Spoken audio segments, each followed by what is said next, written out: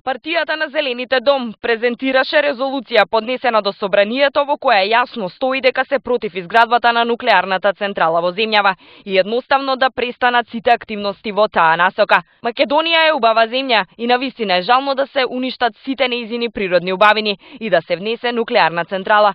Државата има 100% услови да користи енергија од обновливи извори. Кога една Германија и германските зелени имаат зацртано тоа да го направат, а нашата Македонија, која има од 250 до 300 сончеви денови и толку неискористен воден потенцијал, зошто да бара решение во еден ваков комплициран извор на енергија, кој би се одразил лошо по природата, се изјасни Лилјана Поповска. Поднесовме резолуцијата што како Зелена партија ја поднесовме до собранието, резолуција против изградба на нуклеарна централа во Македонија.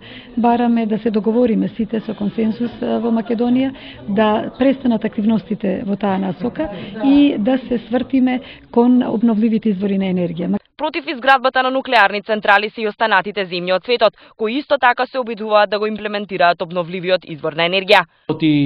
Όλες οι βαλκανικές χώρες θα πρέπει να αναπτύξουν κοινό και δυναμικό αντιπυρηνικό κίνημα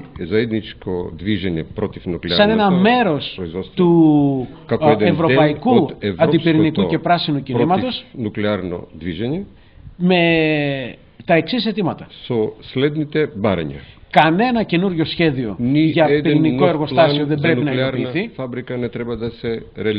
και θα πρέπει να κλείσουν όλα όσα βρίσκονται πάνω σε σεισμογενείς περιοχές και όσα έχουν παλιά τεχνολογία, δηλαδή πριν το 1980. Во енергетската стратегија на МАНУ е предвидена изградба на нуклеарна централа во Мариово, 1000 гигавати. Меѓутоа, експертската јавност е поделена во мислењето. Едните сметаат дека Македонија нема капацитет и кадар, а пак други дека со нуклеарката ќе се овозможи енергија за идните 50 години.